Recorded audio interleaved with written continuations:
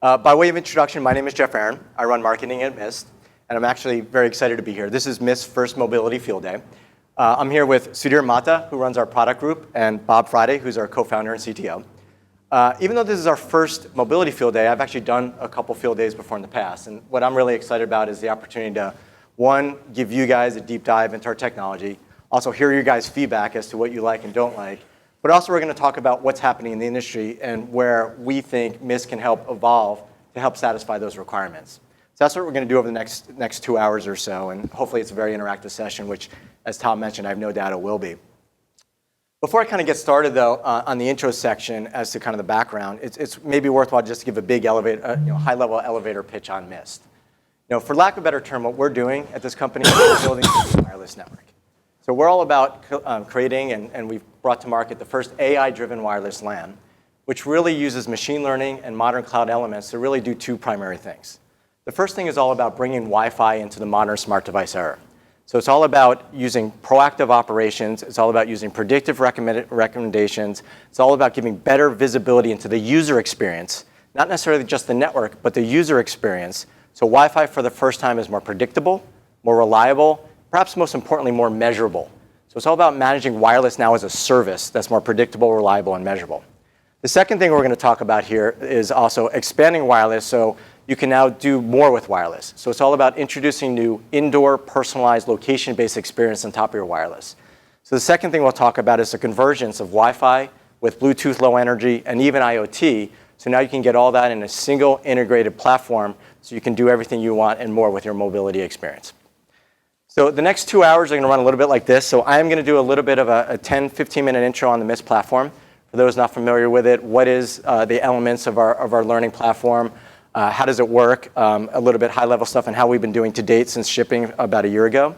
Then Sudhir and Bob are going to come on board and do a deep dive on the product. They're going to do actual demonstrations on our assurance piece, which shows, again, that Wi-Fi, how you can do things like set up service levels, do root cause remediation analysis using machine learning. They can do dynamic packet capture. That'll all be part of their demo. Then we'll transition more to a demo that focuses on that location-based services we mentioned about. Then we'll talk about and show some of the programmability that comes from a platform being an API-first platform. And then finally, we'll round it out with a little bit of what's next, where we see the wireless industry going. Love to have your guys' feedback on that and how Mist is preparing for some of those changes. Okay? So maybe before actually I do get started on how Mist works and what exactly the Mist platform is, we do have the distinction of actually having Bob here, who founded Mist about 3 years ago with our co-founder Sujay Hajela from Cisco. And oftentimes we get asked the question, why did a new startup come out in this fairly mature space with a lot of incumbency? So Bob, maybe you want to spend 2 seconds just talking about why, what was the impetus for founding Mist? Yeah, so when I founded Mist 3 years ago or so, it was really kind of with this vision of leveraging the latest AI and cloud technologies to really help these enterprises deliver these mobile experiences over the wireless networks. And this was kind of with the belief that we are going to see Wi-Fi become the dominant access. Our experiences are going to be moving indoor, and then fundamentally we're helping enterprises become service providers. So that was kind of the impetus to why we thought, hey, there's time for a new wireless company out in the space.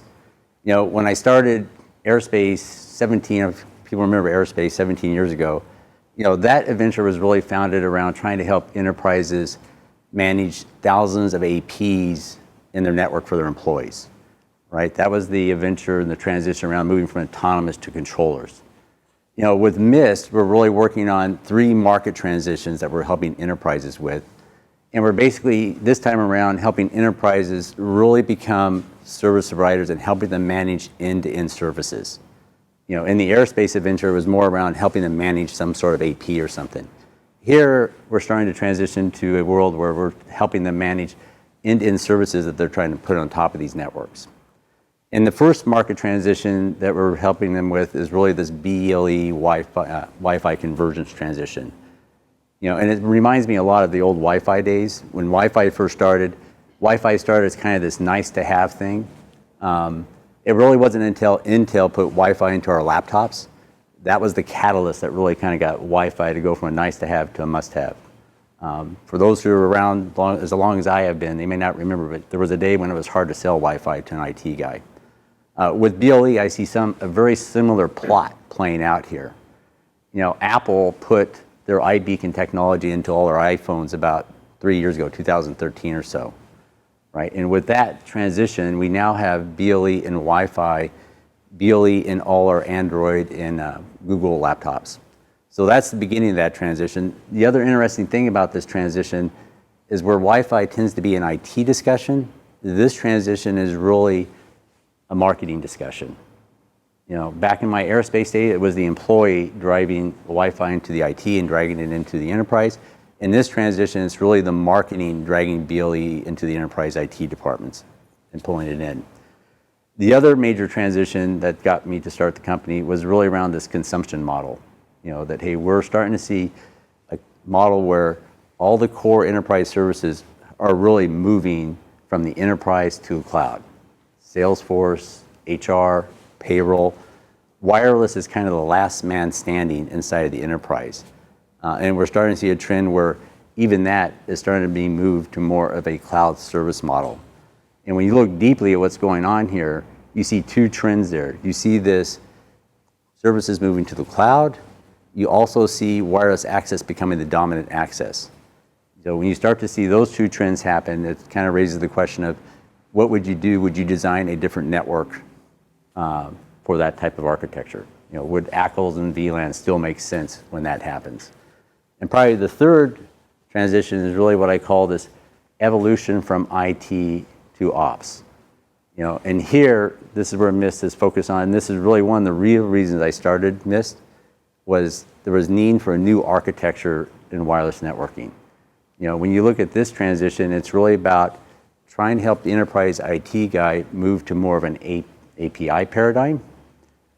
We are trying to bring a Google and Netflix-like cloud architecture to wireless IT. And this is really around the innovation of speed. We're trying to move from an embedded software architecture, that has all that long development time and all those bugs in it, to more of a distributed software architecture that you can evolve and develop quickly. So that was kind of the impetus for Mist, and why I jumped off the boat and decided this was a good thing to do. Yeah, cool. So in terms of, the platform itself, our big impetus, as I mentioned, is around moving the wireless from a traditional hardware and network-centric model to one that's more user-centric, where it's all about the user experience and how to improve upon that, whether it's through better operations or better location experiences. Key to that are three fundamental things that you're going to keep hearing us repeat throughout the course of this activity. This is the core of what we're doing. It is using artificial intelligence to automate the operations. Again, we'll show you the best way to hammer that home is to actually show you through some of our demos. It's all about integrating that high accuracy location so there's more personalized location experiences. And the last thing which we'll show you, which is unique, it's all about API first and programmability. So common themes that you'll see throughout the course of this session. Real quick, just on who Mist is as a company, is you met Bob, our founder. Many of you know Sujay Hajela, the other co-founder. Sujay was running Cisco's enterprise wireless and switching group for several years prior, alongside Brett Galloway, who's our chairman. Randy Frey basically built Ubiquiti's cloud, and then there's Sudhir and myself and Dave Gagne. The interesting thing about this slide is we've all been competing with each other for the last 15 years. And when the new startup came on board in the wireless space, we're all excited to kind of jump on board and come together. So I think that's one of the key takeaways here, in that we all came together to join Mist.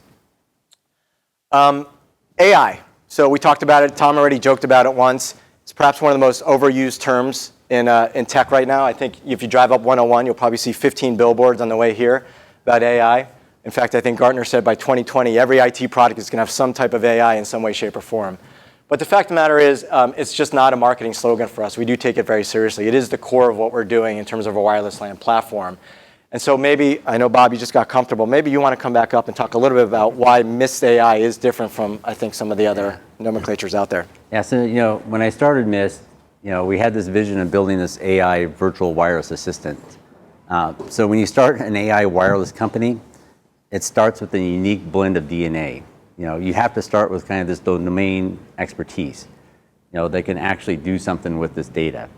And what you'll find at Mist is you'll probably find one of the deepest benches when it comes to wireless DNA. We have people from Aruba, Trapeze, Cisco, Aerospace, just a very deep bench of wireless DNA there.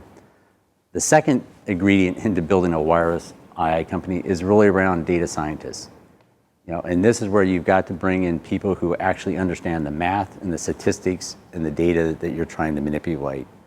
And what you'll find at MIST is a unique blend of particle physicists and professors who are actually very deeply in depth into statistics.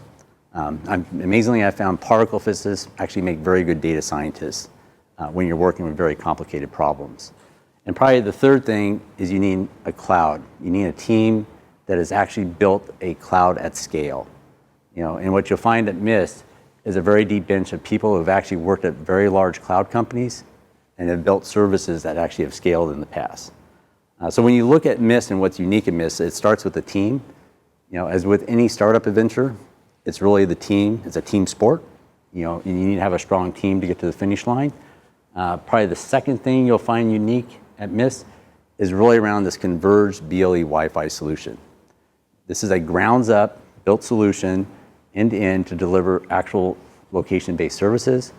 This is not just a BLE put onto an AP afterthought. When it comes to converged BLE Wi-Fi, if you have customers looking for that, MIST is the best of breed when it comes to that. The third thing that's unique about MIST is this virtual AI wireless assistant.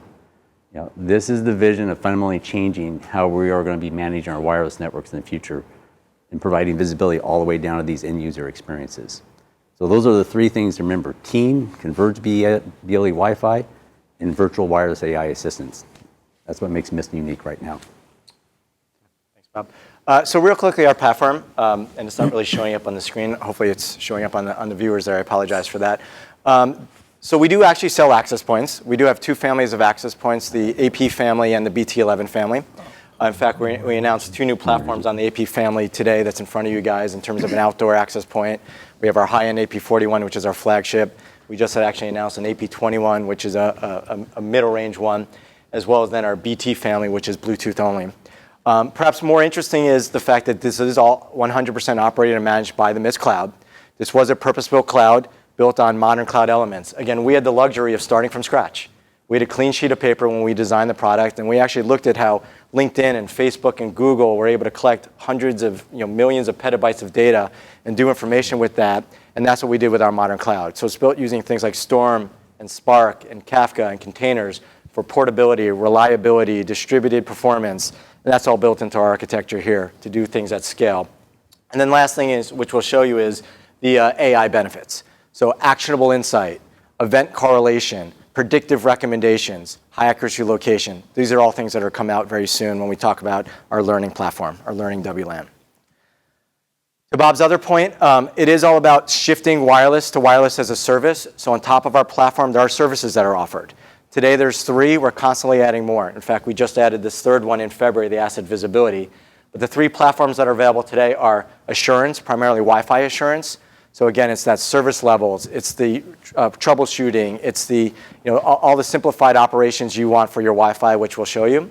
There's the engagement, which is again primarily around BLE, so the ability to push information to users running an application with a MIST SDK.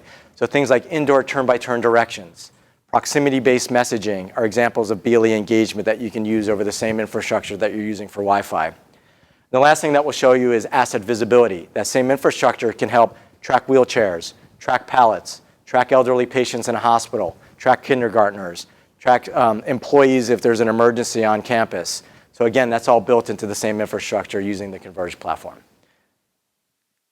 Okay, real quickly, final slide before we move to the demo is we have been shipping for about a year now. We have about 200 customers worldwide. About 10 of them are in the Fortune 100. So again, a small company with a pretty large footprint to date with some pretty impressive brands. They do span every vertical. Everything from healthcare to retail to corporate enterprise. And again, we're very proud of that. Our go-to-market is primarily through channels with an emphasis on managed service providers. So again, we do range from some tier 1 MSPs like NTT in Japan to more regional-based and national-based partners like E+ and WWT and folks that you can see here. Let me interrupt a question. Of all of these, what are your biggest deployments?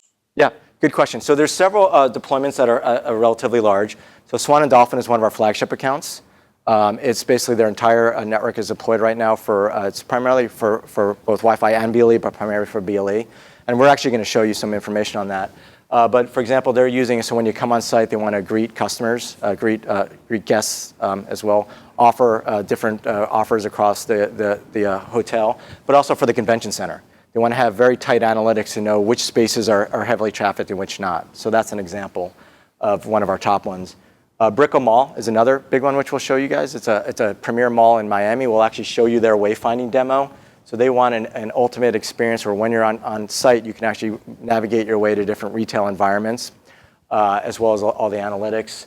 And then some of the ones that are great out there, the top social media companies using us for all their shuttles. We have some of these guys that are using us for their corporate environments as well. So there's. Could you frame that in any kind of AP and client counts at all? Yeah, so the largest one today is about 500 APs and growing. So the interesting thing about, since we've been shipping for about a year, is typically what people do is they'll start with a new building or a new deployment, and then they grow from there. So this is growing very, very rapidly from there, but the largest one is about 400 or 500 APs right now. What does your message look like around a traditional campus enterprise deployment? I look on your website and I don't see any enterprise design guides. I don't see any guidance around .1x and roaming. And obviously you have a deep heritage as far as protocols and all that are concerned. Do you see that as a play? Absolutely, yeah. So as we said, there's two plays here really primarily, and actually our customer base is kind of split down the middle. There is the traditional Wi-Fi play. So anyone that's using Wi-Fi today, we think we have a strong play to go after them. As they move to the cloud and want to move towards more automation and AI-driven platforms for simpler cost. So we recognize we probably need to do more on the content side, but we actually have strong case studies and strong use cases around that. And in fact, what we're going to show you here is most of the unique features, but if you're looking for things like guest WLANs and 82.1x, we have all that built into our platform as well, just like any other WLAN system. Can I answer that? So I think, Sam, so where we are starting is most of these, like you take, obviously they won't let us put their names on here, but you take this online retailer, we have about 500 locations with them live, right, and growing. And essentially we've replaced the current gen cloud infrastructure player that's out there. And most of these guys are starting at the edges and we're bleeding into the campus. It is our intention to be on campus. We want to be, and actually by the MSA we signed with them, we are their new global Wi-Fi standard period worldwide, right? And they have today about close to 100,000 AP footprint with their current vendor, right? And we are the new global Wi-Fi standard. For this company, we are their new global Wi-Fi standard. We replaced the existing cloud player in the market, replaced, right? They had the existing vendor we replaced because they were lacking insights. So the idea is for most of these guys, we're starting in the branches, we're going into the campus, and for all of them, the intent is that we are their new global Wi-Fi standard. I know you talk about the existing cloud Wi-Fi manufacturer that currently has troubles, I think, in some large campus enterprise deployments today. They do. And so I guess my concern is that as everybody likes to start at the edge and then work their way in, and then they realize when they get in, oh crap, that's the hard thing. It's harder, right? Correct. It's a good point. So, and the reason is and maybe I'll address that is, today they don't have very many large campus deployments fundamentally because in some cases controllers actually played a role and a meaningful role of data tunneling, right? Data to arbitration. So we actually have just won about I would say a 10,000 access point at scale deployment, and we're just starting. And in there, the way our data architecture is, we're providing seamless roaming is one of the transportation in the country. Seamless roaming, they would get in at a station, get on a train, go 10 stations over, get off a train, and our APs actually support L2TP v3 tunneling and other tunneling technology. Are doing IPsec as well. And so it is our intent to be in campus. It is our intent to be on campus, and we're not shying away from it. Yep. Real quick, going back, you mentioned the model 60, 61, yeah. 61. Yeah. That's external antenna connectors. Did I hear that correctly? Yeah. So the AP61 is a 4x4 4-spatial stream outdoor AP with and Bob's going to talk about this BLE antenna array, with the full BLE antenna array, and has both internal and external antennas. Okay. Right? So there's now the capability of beginning to shape that coverage a little bit. Absolutely. Yeah. So we have 2x2, 4x4, outdoor. And BLE only. And the BLE only. Just a note of interest, Guilford College is a half mile from my house. Very good. And the same cloud provider we were talking about was who we competed with. And again, it all comes down to, and once you see the demo, the fact that most of the wireless companies today have been born before the iPhone was invented shows when you actually start to get to the meat of this. Right? In fact, we can move to that now. I don't know if there's any other questions right now, but. I have one question, maybe out of place for where you are, but I'll just ask it. So with all the the whiz-bangery under the hood, what if somebody just wants normal Wi-Fi? What if they just want access? Is Mist out of place for that? No, actually, it is very much a place for it. And maybe, again, this points to we have to make sure our marketing doesn't say we are only for the smart people or only for the large enterprise, right? We have a lot of banks, one AP branch deployments. We have a restaurant chain that is 40 restaurants that is just, single AP Wi-Fi in every restaurant. So yeah, we have car dealerships, all of that kind of stuff. Anywhere, again, the same premise, right? Originally, cloud was started I want to make my deployment simple, right? Plug in, boom, it works, and I got it, right? That use case still applies for us. All we are saying is we didn't stop at deployment. We went to operations, right? Simplifying operations. But yes, absolutely good question. Can I ask a question about the L2TP v3 stuff? Yes. Is that available everywhere right now? It is. And what's that like to implement? Like, what do you see that doing? What we see that doing is doing what Sam was talking about on controllers had a place where if I wanted to just bring all my traffic to one point of exit, so my roaming and everything was seamless, right? They're using that to bring L2TP. As essential for them. But you mentioned in the context of seamless roaming. Yeah. So are we talking about like an L3 roam here where we're holding on to IP addresses? Yeah, absolutely. And that's kind of your approach to making that functionality available? I mean, the one option is you go build another controller. Another option is you use some of the open standard stuff out there, and that's what we're using right now. And what does the implementation look like on that? It basically is an AP, and I'll show you in the demo. Sure. An AP, you could actually tag a WLAN to say, this WLAN is going north to the guest access L2TP termination, and this WLAN is just going to stay local. So on a per WLAN basis, we can actually take traffic to the core or to drop traffic at the edge. Interesting. Okay, thanks. And we have many deployments. Actually, one of our largest service providers, they are launching their managed service such that all of their customer traffic goes through their data center firewalls and everything, and traffic is just, the egress, ingress for traffic is at the same point. So we're not shying away from these larger deployments, is moral of the story. What's the far side then of the tunnel there? Like obviously the AP is one Cisco side. Cisco ASR1K or anything. Whatever you want, because it's a Whatever you want. standard-based Juniper, VPN, so you terminate it wherever you want. Standard, yeah.